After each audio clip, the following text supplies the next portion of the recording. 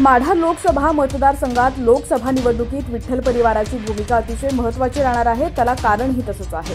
माढा विधानसभा मतदारसंघात समाविष्ट असलेल्या 42 गावांचा तसंच सांगोला विधानसभा मतदारसंघात समाविष्ट असलेल्या 15 गावांचा माढा लोकसभा मतदारसंघात समावेश आहे।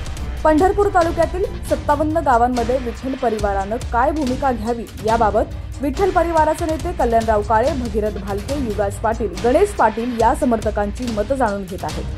6 एप्रिल रोजी विठ्ठल हॉस्पिटल इथं समर्थकांशी विचारविनिमय केलेला आहे। कल्याणराव काळे हे जरी महायुतीत समाविष्ट असलेल्या राष्ट्रवादी काँग्रेस अजित पवार गटात असले तरी काही दिवसांपूर्वी त्यांनी खासदार रणजितसिंह निंबाळकर यांच्याबद्दल नाराजी व्यक्त केली। संपूर्ण बातमी आपण पुढे पाहूयात। त्याआधी तुम्ही HPN मराठी न्यूज चॅनलला सबस्क्राइब केलं नसेल तर नक्की सबस्क्राइब करा आणि बेल आयकॉनवर क्लिक करून नोटिफिकेशन्स मिळवा, जेणेकरून आमचे अपडेट्स लवकरात लवकर तुमच्यापर्यंत पोहोचतील।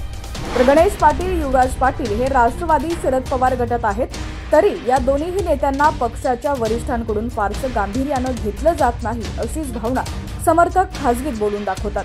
तर दुसरे नेते भगीरथ भालके हे BRS पक्षातून असून पंढरपूर मंगळवेढा तालुक्यात भालके हाच आमचा पक्ष अशी धारणा असलेल्या समर्थकांचं मोठं पाठबळ भगीरथ भालकेंना मिळत आहे। भगीरथ भालके हे विधानसभेचे दावेदार आहेत, त्यामुळे लोकसभा निवडणुकीत विठ्ठल परिवार म्हणून आपली ठाम भूमिका घ्यावी आणि पुढील राजकीय वाटचालीत आपल्या परिवारातील या नेत्यांना जो पक्ष वरिष्ठ नेता पाठबळ देण्याची ठाम हमी देईल त्यांच्यासाठीच आपण काम करावं अशी ही भावना भालके, काळे, युवराज पाटील, गणेश पाटील समर्थक व्यक्त करत असल्याचं समजतंय।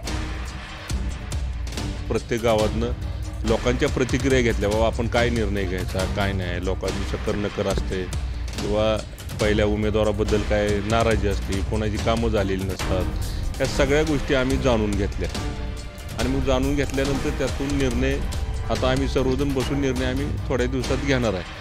पण एवढंच आहे की लोकांच्या अपेक्षा भरपूर वाढलेल्या आहेत आणि लोकांची मानसिकता पण आता बदलायला लागलेली आहे। त्याच्यामुळं इतकं हवेत जाऊन आम्हालाही लोकांना नेते मंडळ कोणाला चालणार नाही, कारण आम्ही ग्राउंड रिपोर्ट घेतला असता थोडं वातावरण विरोधात दिसतंय आणि जरी विरोधात वातावरण असलं तरी ते आम्हाला सर्वांना मिळून ते पॉझिटिव्ह करावं लागणार आहे।